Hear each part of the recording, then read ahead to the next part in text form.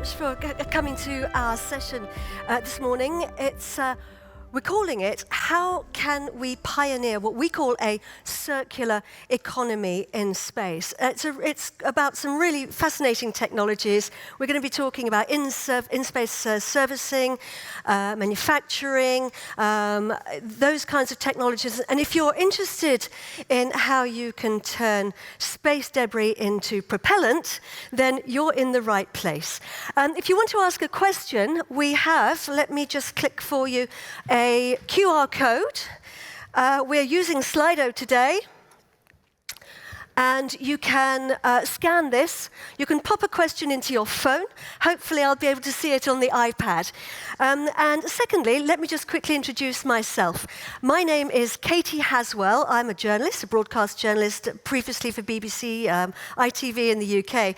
But I also have the good fortune to host the live broadcast during rocket launches from the GNF Space Center in South America. So I'm very lucky. I've seen lots and lots of launches over the years. Right, before we get into the nitty-gritty of what the circular economy actually is, let's just get a little bit of context. You don't need me to tell you that space is booming. And from our voracious appetite for high-speed broadband to our plans for colonies on the moon, habitats on the moon, and beyond, the sector is quite literally teeming with opportunities, and it's expanding exponentially. But there's a problem. The size of space, as we know, is rather large. But the orbits, the usable orbits around our planet are filling up. They're getting quite crowded, actually. And as we know, space debris is a problem. It's escalating. And resources, of course, on the moon are finite, so we can't just go and use those ad infinitum. So what are we going to do about this? Well, the circular economy is one of the answers. Because if we want to keep that giant working zone in the skies above us open for everybody to use, then we really urgently need to rethink our strategies. So this is very, very important. There are three main regions which space interacts with. And we need to really treat each one of these differently. Obviously, Earth. We need to think very carefully about how we can reduce the environmental impacts of space on our planet, and that, of course, includes climate change, biodiversity, and loss and pollution. Space, of course, affects Earth's orbit, inevitably, so we need to manage and reduce space debris, and we need to be responsible in our satellite operations, and of course we need to avoid collisions, which is a big problem. And the moon and beyond, we need to really be responsible when we think of the moon as a museum, preserving our ancient universe, and prevent contamination and manage waste. The circular economy, actually, a good way to think about the circular economy, which it really is an answer to many of these challenges, is to start by thinking about a linear economy. So most industrial processes start from the beginning, go to the end. You start with your raw materials, you design a product, you produce it, you launch it, you use it, and then at the end of its life, you throw it away and it becomes waste.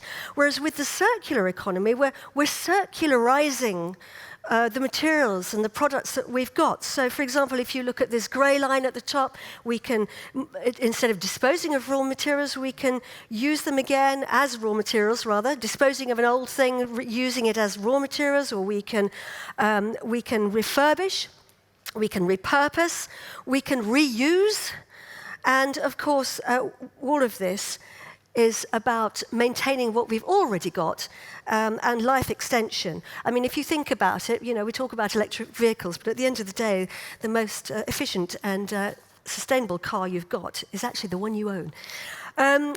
So I would like to introduce our fantastic panel and bring them up onto the stage. Ladies and gentlemen, do come up and take your positions. And as they do, I'm going to talk through our lovely panelists. Right. Because do come up, guys. So we have Andrea Vena. I hope I'm pronouncing Vena correctly. My Italian's not great. Andrea is the Chief Climate and Sustainability Officer of the European Space Agency.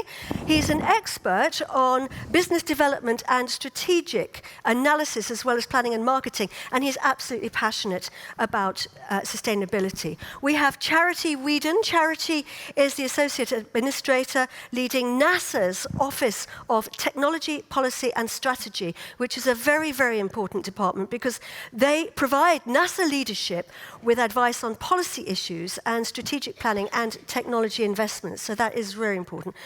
Previously, she was at Astroscale, which is a company which addresses orbital sustainability challenges. So she's passionate about it too. We have Cedric Balti.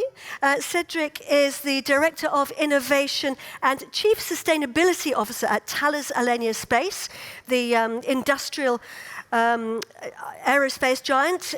He says that his mission is to develop the innovation culture within Thales Alenia Space, to hatch disruptive ideas and to promote their developments. Now, first of all, I talked about turning space junk into propellant. And we're going to start with Professor Paddy Neumann.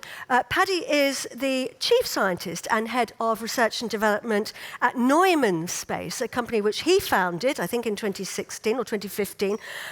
He is an internationally recognized expert in plasma physics and also propulsion. And Neumann have invented the Neumann drive, which basically it's a propulsion system which uses space debris as its propellant. And in 2022, Paddy was named Australian Scientist of the Year at the Australian Space Awards. Congratulations, Paddy. Let's start with you. Obviously, a propulsion system that uses space debris has got to be the definition of a circular economy. What is it, and how does it work, Paddy? Thank you for the kind introduction. Our system works using similar physics to a pulsed cathodic arc source, or for those not in the field, an electric welder. You strike the arc from a conductive electrode, you make a little bit of this solid electrode into a hot ionized gas, a plasma, and the plasma processes accelerate this plasma downrange as a neutral plasma. The ions and the electrons zoom along and they take away some momentum. The recoil pushes the spacecraft along. We can use anything solid and conductive as propellant. This includes our propellant of choice for our units that we are selling to customers, which uses molybdenum as their propellant. But we've also demonstrated that we can generate thrust from recycled aerospace alloys, such as 6061 aluminium. So it's very, very important. Good luck with finding the, this of course is a startup business, which makes it really relevant. And I just wanted to point out as well that we've been decided to divide our conversation today into three particular themes. And our first theme is very much about innovation and how we can make the circular economy happen, and also what are some of the challenges that we're facing. Cedric, Andrea, let's go to you. The circular economy is very much about reusing what we've already got, putting back what we've taken out, reusing materials. And how can you apply these principles to space from your perspective, and particularly obviously when you're designing satellites and developing missions? Thank you, Katie, and good morning, everybody. Indeed, circular economy, it's a basis of sustainability. And as you were pointing out, sustainability is in the three areas.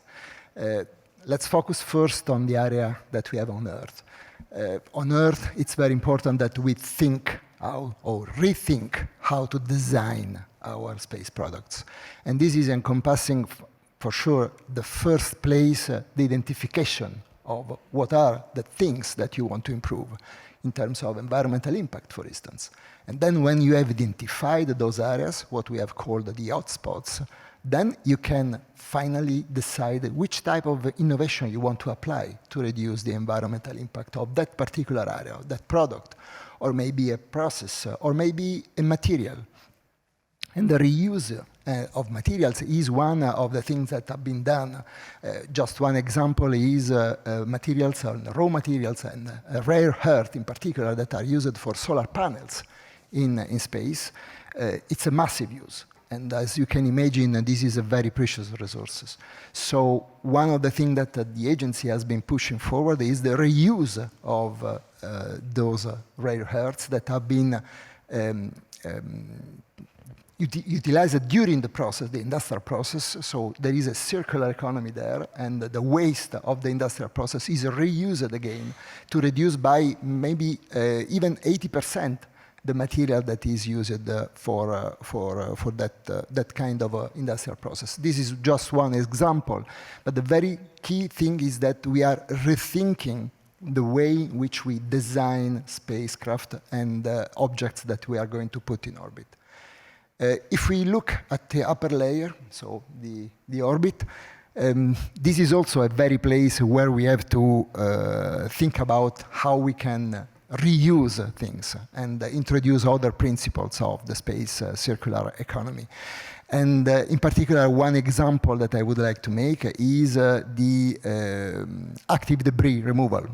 This is something that everybody knows, but now we should think about equipping our spacecraft of something that can be used even in a passive and non-cooperative way for, I would say, in the first place, active debris removal, so taking this object out of an orbit that may be dangerous, but also for maintenance, for reuse of the same object, displacing it in a different orbit.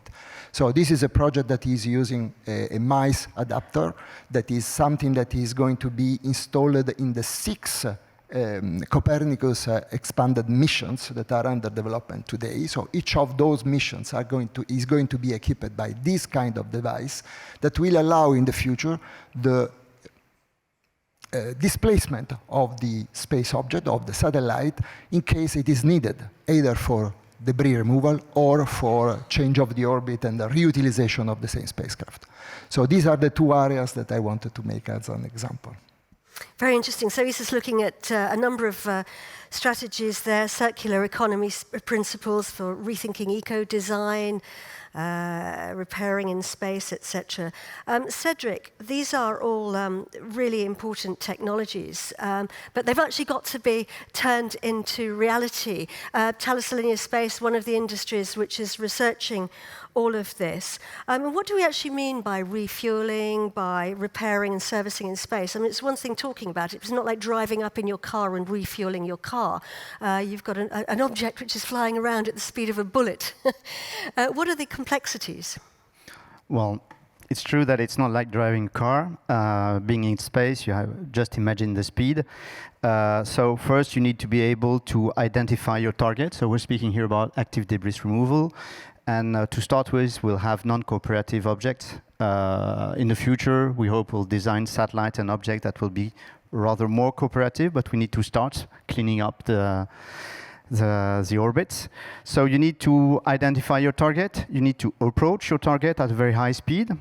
Then obviously, you need to dock to your object and then provide the relevant actions to deliver the service. We have a project, for those who are interested, you can go to the European Commission booth, which is called EROS, in which we have developed, we started in 2016, and we have developed, let's say, roughly 3 types of typical mission. One is about transportation, where you will deorbit or reorbit a satellite. So once you've done this, detect your object, approach it, dock it, then you can deorbit or reorbit the satellite or the debris.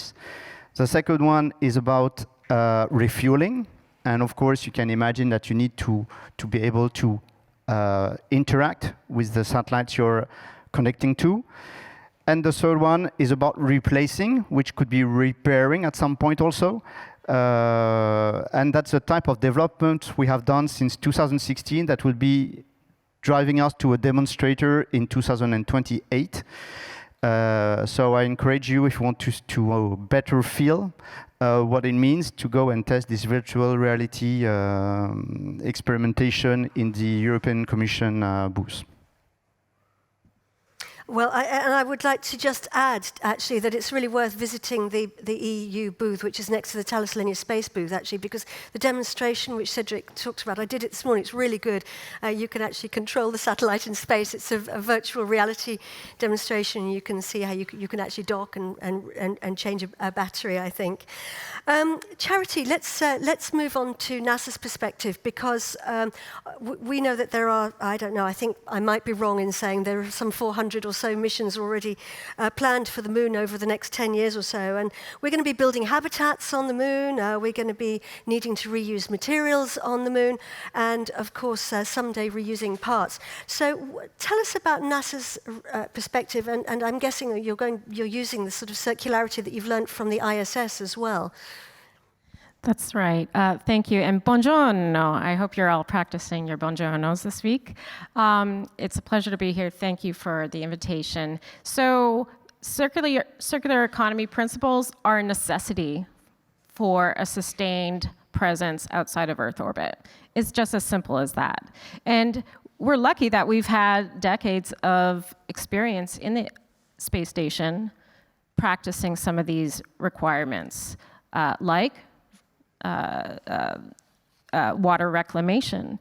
The ISS reclaims over 90% of the water used every time. So that's one example. Another example is repair on the space station. There's something called the Special Purpose Dexterous Maneuver, SPDM, or affectionately known as Dexter, to repair items on the space station, use robotics. So we've had some experience doing this already, but I can tell you we have to take it further if we're going to have a sustained lunar presence.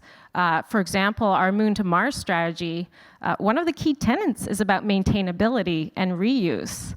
So we need to think about these things because it's too expensive, it's too hard to get mass to orbit. We have to eventually bring everything we need with us on a trip to Mars. If things break, all our consumables need to be brought with us. We need to grow our own plants on the way there. And so this is a really, really important concept to think through and how we can advance that. Now, it doesn't come without challenges, right? And there are several challenges. Think about recycling and repurposing and reusing here on Earth. Just think about that for a minute. It takes a lot of power and processing to turn plastics into reusable, for example, and metals reusable. You need to think about the safety of reusing something that's already been used for a different purpose. So those are the kind of the technical challenges we have that we need to tackle.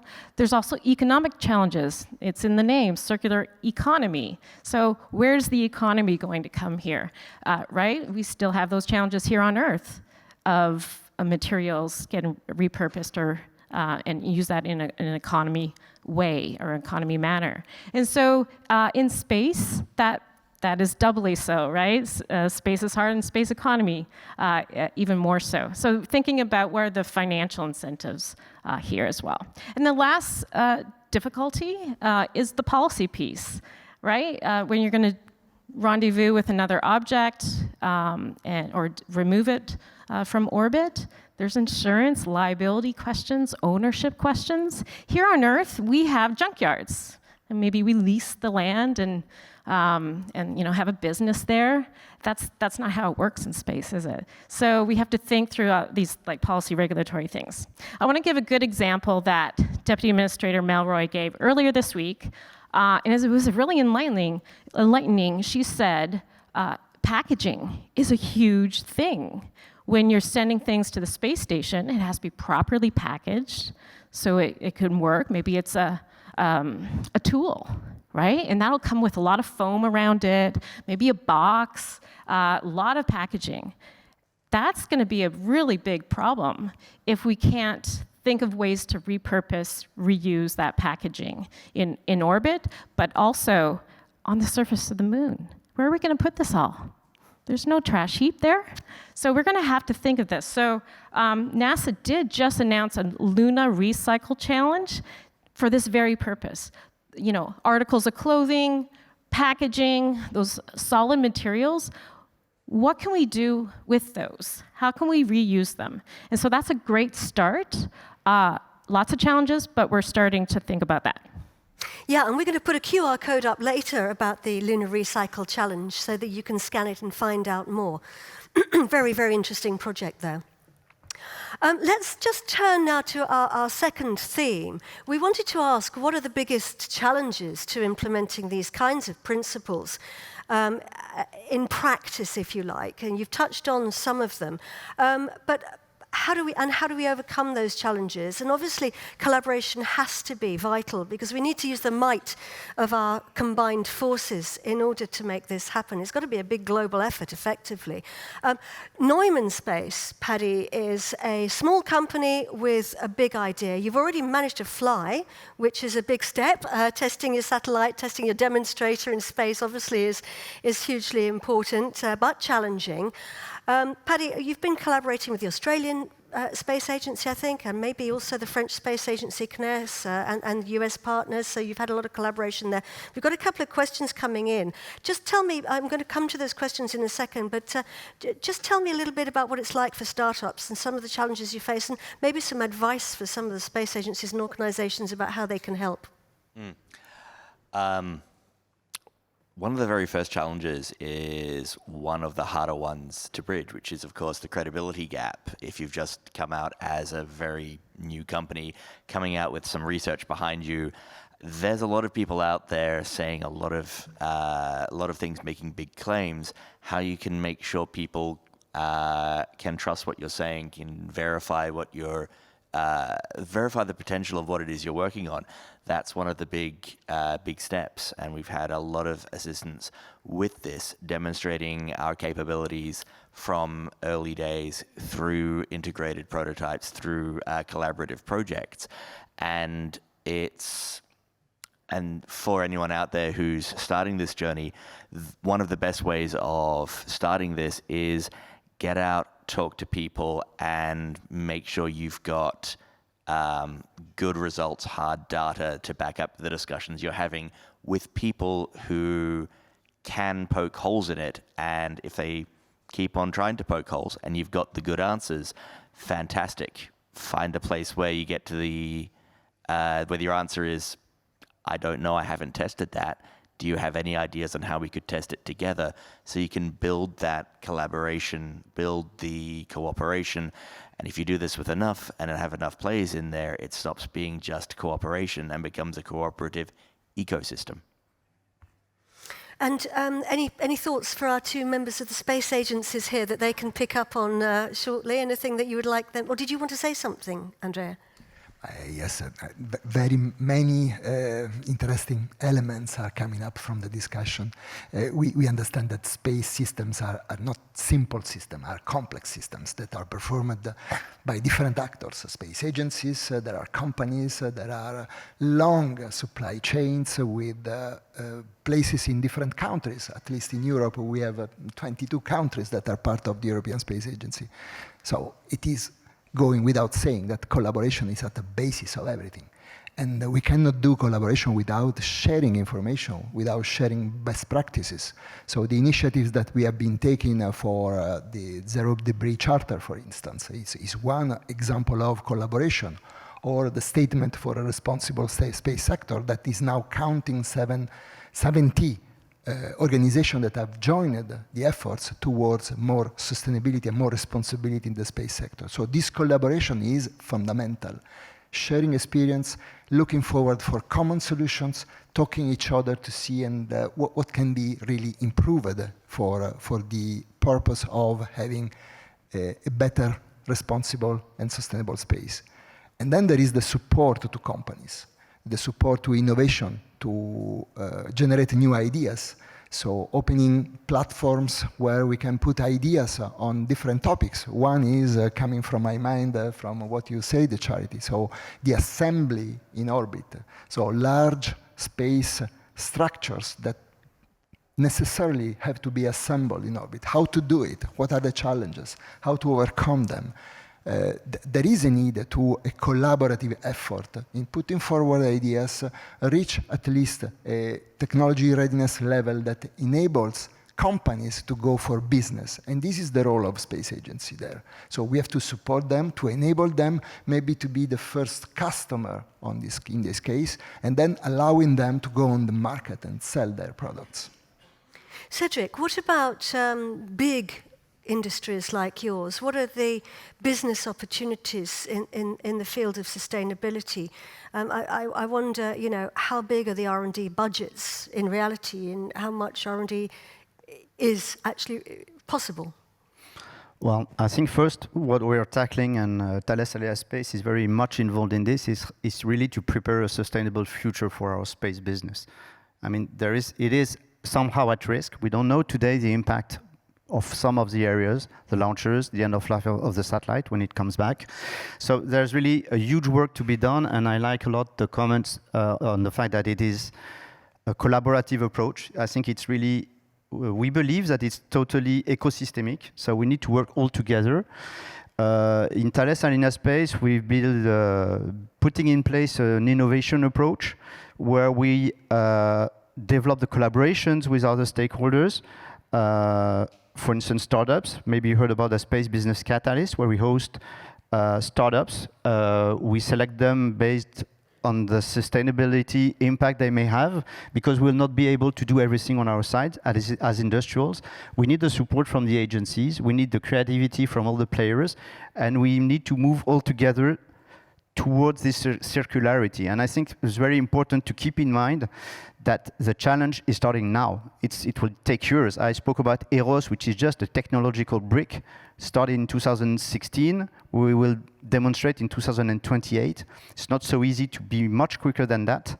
And it requires a lot of funds. So definitely we're looking forward to collaborate with all the actors willing to build this circular vision of space, because it's the future of our business. Really, we're standing on this business with a risk, and we need to address it collectively. And just a word, in Thales Alenia Space, we decided to address sustainability through 3 pillars. The first one is engaging and embedding. So engaging our colleagues, but engaging all the ecosystem, embedding all our decisions through sustainability. The second pillar is sustainability and circularity. So definitely circularity is in our strategic vision of sustainability. And the third one is act on global challenges. So we can also, through space business, space sector, bring some solutions to the planetary challenges. So we know all these Earth observation satellites, which are already providing value to the planet and humanity. We are also investigating some other maybe crazy ideas today, but maybe one day it will make sense. So for instance, maybe you heard about data centers in space, the ASCENT project, where we went to study whether it would make sense in terms of sustainability. So we're not, for instance, at this stage in developing solutions. We want to understand whether it could bring a solution to the digital development on Earth. So that's examples. And again, it's totally ecosystemic, so we are really calling and gathering all the actors willing to move, and we are part of them, and we want to be part of this game and challenge. And let's turn to you, Charity. NASA published this year the first volume of its space sustainability strategy. What would you say NASA's research is showing us in terms of the benefits, if you like, and the incentives, and how the benefits can effectively outweigh the costs of implementing these kinds of principles? Sure. Well, let me give you a little primer on the strategy. First, space sustainability is not just a NASA thing. It's not just a United States thing, and it's not just a government thing. It's all of us together, and that's why the collaboration is so important here. So the strategy was released last spring. It was meant to highlight and improve NASA in its future, in its role in space sustainability. And it has 6 goals. The first goal is really defining what is the framework we're working with here. What are the various knobs and dials we can turn towards a future with long-term space sustainability. And that's a hard problem, actually, on its own, because there's so many interlocking kind of codependencies when we're making decisions. Is this safe or not in orbit? Goal number 2 is about minimizing those uncertainties. So finding the gaps, minimize those uncertainties, and then prioritize what we do first. It's going to be complicated, but we can prioritize and work our way through this. Goal number 3 is about lowering those barriers, and we identify the uncertainties, now we go and fix them. Now we can invest smartly in the technologies that will drive forward space sustainability. Now we can do more research and economic studies, for example, on pulling in the economic elements of space sustainability. Goal number 4 is updating those internal NASA policies so that we're in line with our own strategy. So kind of updating and looking internally there. But goal number 5, I want to kind of sit on this for a little bit. That's about continuing to improve coordination and collaboration outside the agency. So this means with our interagency partners. Again, it's not just a NASA thing. It's about sharing best practices, models, data, and tools. Making sure we incorporate technical advancements by the broader space community as well. And here, I want to put a plug for another element, which is interoperability and standards as a key element of the circular economy principles you see up there. This is going to be important, not just from a safety standpoint, but if we're going to drive down costs, interoperability and standards are really important. Goal number 6 is about improving internal organization to support. And NASA just announced a new director of space sustainability to pull all these pieces together, take this really complex problem, and start to implement solutions towards it. Thank you, Charity. And I want to also bring out a couple of questions here, because we're getting some questions in about ownership of space junk. Maybe this is one that you could address, Paddy. We've got questions around whether, if you use space junk as a propellant, do you need permission from the owner? And what do you do if ownership cannot be determined? Yeah, excellent questions. And the short answer is I don't know, because no one's done it yet, really. A better answer would be we want to be in the responsible space rubbish junk disposal business, not the space piracy business. All fun and games about putting on eye patches, getting parrots, and going and grabbing junk and getting rid of it. We all know that junk's a problem, but one person's garbage truck is somebody else's dual-use, potentially sensitive application of technology. The people that we have been collaborating with, and to build on a previous point, the one great way of starting the collaboration method is NASA's and the US government more generally's SBIR program. We've been working with Cislunar Industries of Colorado, as well as Astroscale and Sierra on a couple of projects. The folks at Cislunar, the ones building the metal reshaping and reforming electromagnetic foundry, and their plan, as well as our plan, is to talk to the owners of objects where that ownership can be incontrovertibly established, so that we talk to Company X, who's launched this old satellite, or whoever contracted for this mission that has a second stage on orbit. That ownership needs to be recorded as part of the launching convention. The liability remains with the launching state, so the launching state has probably an incentive to make sure that liabilities associated with those objects can be dealt with. These liabilities can't be abandoned. This is part of the treaties. But if the object that could cause those liabilities to come home to roost is reprocessed, is made into something else, that could help out both, and bottom line on an insurance risk, definitely help a risk register, definitely help move things around in space. And we're getting a few questions as well about the impact of mega constellations in LEO and how we should be dealing with those. Does anybody want to pick up on that? Yes, it's an excellent question, and it's very much linked with what we were discussing before. So for sure, mega constellations are implying many, many flights up, so crossing the atmosphere, burning something in the up way. Can you keep the mic close, Andrea? Thank you. Sure. But also coming back, so many of the satellites of mega constellation, we are talking about thousands and tens of thousands of satellites that are going to be there, up there. They are going to re-enter the atmosphere sooner or later because they are going to malfunction, they are going to have problems, and this is already happening. And the re-entry in the atmosphere is generating something, is burning materials. We must be sure that those materials are good for our atmosphere. First of all, we have to understand which are the good materials and which are not the good materials. So, but we are joining efforts with other peer space agencies to understand that. And then this should be carefully regulated, because it is not that by burning in the atmosphere satellites we have solved the problem. We may generate other problems for our atmosphere. Katie, I'll add to that.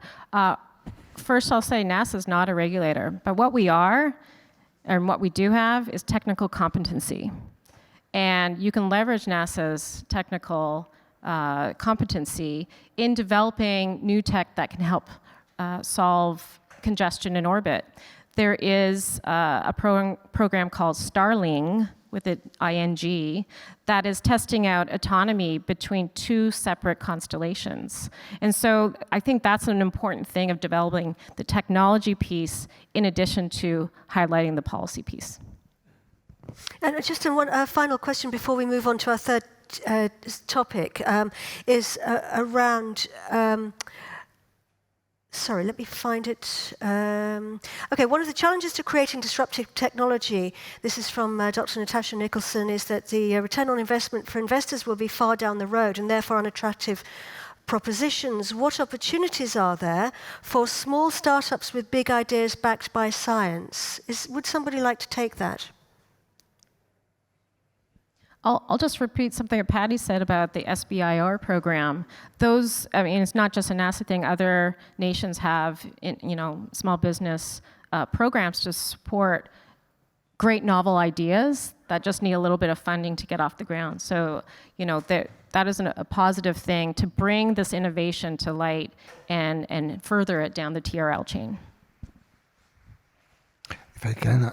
At ESA, we have an open space innovation platform that is always open to new ideas and proposals that can come from small companies, big companies, academia, even single citizens that have something in mind that would like to propose it and go forward to it. So it's really a place where things can be put. And it is an open platform. There are several calls that are ongoing on different topics, and sustainability is certainly one of the major topics that are dealt with there. Thank you. Cedric, did you want to say something before yes, go ahead, please. I may combine it with your question. Well, I wanted to move on to our third topic, which is how can we learn from all this, all the technologies that we're developing in space, and maybe use some of these on Earth and inspire us on Earth, whether that's technology transfer or other things. And I wanted to start with you, Cedric, and ask you what sort of business opportunities does Thales Alenia Space see in applying space solutions to achieve sustainability goals on Earth? Okay, in terms of business opportunities, I think circularity, circularity is per se an opportunity. We need absolutely to develop the means to circularize, whether on Earth, whether in space, whether for life in space or robotics. So everything has to be done. I mean, so many things have to be done that it is a business opportunity for those who will be moving. I wanted to echo also to the question before, again reminding that we have this Space Business Catalyst, which is an accelerator in which we host startups, let's say, or small companies that are complementary to what we are doing and could bring an interesting brick to this vision and roadmap that we are trying to tackle. And I think one of the big challenges of the circular economy is how, and it's the same on the Earth, I think that's what you said at the beginning, but it's very important to try to bring value at the end of the value chain, so you re-inject value at the beginning of the value chain. And that's really a challenge for all the industries, and I think we should tackle this. So there's not only a technical issue here, there is a business model issue, value chain issue, legal issue that we need to tackle, and we need to work all this in parallel. It's really an overall, again, ecosystemic work to be done all together. So at least on Thales Alenia Space, what we are willing is really to open as much as we can and to listen and develop the interaction and the cooperation where it can support the development of this new business field, let's say. Charity, any thoughts? You mentioned the recycling, moon recycling program. Any other thoughts on using space technologies on Earth? Right, I feel I'm in really good company here because I think you all know the benefits that space gives us here on planet Earth. And so, you know, there's so many examples here, and it really enriches our lives. Even back in the Apollo program, water purification technology became a thing, and we were using that. We were using that for dialysis, of separating out toxins from the good stuff. And so, you know, our activities in space do support us here on Earth.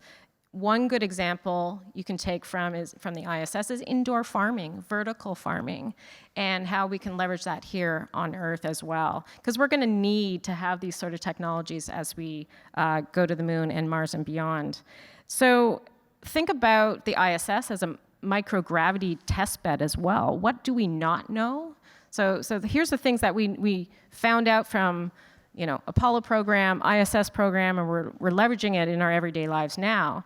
And now, like, what can we discover in a new microgravity platform for recycling plastics? Right? There's so much potential here of leveraging those platforms. And then just think of what Artemis is going to bring to us here on Earth. If all these technologies that we've developed so far have reap benefits here on Earth, I think we're in a path where it's going to continue. Paddy, can you use space debris to propel anything on Earth? Yes and no. The thruster that we're developing is an electric propulsion system, so quite low thrust, very low thruster power system, and needs to operate in a high vacuum. When we're going through the process of integrating with partners, one of the questions we sometimes get asked is, can you accidentally fire it at atmosphere? And you can. It sounds like a fuse wire exploding because it's metal getting vaporized and expanding out. As for propelling things with junk, well, if you sit on the computer chair and you throw some rubbish away, you'll get recoil, so I suppose you could do that. The system, however, it derives from an industrial coating machine, which gets used for thin film deposition and plasma vapor deposition to grow things like indium tin oxide on glass for smartphones or diamond-like carbon onto steels for diamond drill bits. So there's a lot of technology transfer from terrestrial applications going into space applications, and potentially from space free space applications onto surface applications on the moon, on asteroids, on Mars for manufacture and process. Andrea, any thoughts about technologies that can be used on our planet? Absolutely, yes. Dwelling a bit more on the experience that we have had and that we are still having in the International Space Station, as Charity was mentioning. For sure, water reuse has generated a lot of spin-offs in different fields. The dialysis was one mentioned by you, but I would try to pick up one that is maybe less known, and it is very much oriented in saving precious resources on Earth in industrial processes. So the same technology that has been developed in for the International Space Station, which is called MELISSA, it's a project that is dated 30 years ago when the space station was thought at the very beginning. It stands for Microecological Life Support System Alternative. So this same technology is today used for brewery. So company a company, specific company in the Netherlands, is reducing by 80% the use of water, because to brew beers, you use tons and tons of water. So this amount of water is reduced thanks to a technology that has been developed for the International Space Station. And the second example is about another precious resource that is energy and is heating or cooling. Using microalgae that have been cultivated in the International Space Station, we can make the so-called biofacade for buildings. And those biofacades are actually green plants, algae facades that are keeping cold in the summer inside and keeping the warm inside in winter. So it's a very good isolator. So it's keeping and reusing the energy that is generated by the plants. So these are two examples that are matching sustainability, circular economy, and space, very much of space. Cedric, you wanted to add something? Yeah, I think there was indeed, Melissa is one of the projects I wanted to share, and we are involved thanks to ESA, and it's really a great project that we drive here in Turin on our side. And I wanted also to share that there has been things done, but there are things ongoing or which will come in the future. For instance, maybe you heard about Space Cargo and Space Rider, which is a satellite going into zero-G, enables to do in-space manufacturing. So for instance, it seems that it demonstrated the capability to have more vineyards with a higher resistance to heating periods, for instance, or pharmaceutical companies also who have interest in leveraging microgravity for molecular operations. So that's the type of things also that space can bring, and cooperation again between big groups like us and smaller companies, startups like Space Pharma, Space Cargo, this type of factors. So I think we're not at the end of what space can bring to Earth, and that's great. And we need to work on circularity to make it happen over the long term. Now, we've asked our guests to bring... I had hoped to have a slide here. Nope. Oh, yes, here we go. We asked our guests to bring some platforms for you to have a look at, and I highly recommend that you scan the codes here. The first one is the large space structure mentioned. That's the OSIP campaign. Take a look at that. Space Business Catalyst, which is Thales Alenia Space. Have a look at that one. And here is the NASA Lunar Recycle, which Charity mentioned. If anyone's got any bright ideas in the room, highly recommend you take a look at this and see if you can meet the challenge. Now, I want to apologize to all the fantastic questions that have come in. I'd love to have asked our panel to address them all, but we just simply haven't had time.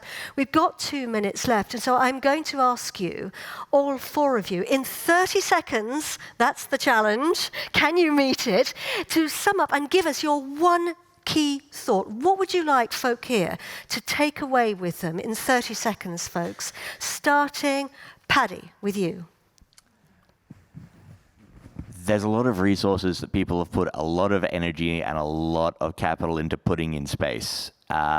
Those resources don't only have to be used once, they can be used a lot of time.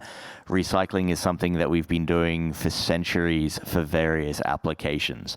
One of the old English sayings is, where there's muck, there's brass, where there's brass, there's gold. People have been mining sewers to find things for centuries. If someone's already refined it into metal, all you have to do is reshape it and make another use of it. These are things we can do, and these are things we're working on now. Andrea. Very much in line with that. Space is an environment where resources are very precious, are very scarce. It's difficult to bring them up there. Therefore, it is a source of inspiration for the same thing on Earth. So we can take a lot of lessons on how we approach space systems on Earth, where resources are becoming scarce and have to be preserved. Charity. Necessity is the mother of invention. So despite all the challenges we've outlined here today, because we are going back to the moon, we're going to the moon, Mars, and beyond, we're going to develop these technologies. We're going to figure out the financial aspects. We're going to work through those policy and regulatory issues. So that's my message. Cedric. Yeah, collaborating on space circular economy is the title of the panel, and I really encourage you to come and join us, if I may. We need all the energy, investments, of course, the good ideas, and I think it's a tremendous space of creativity, of innovation.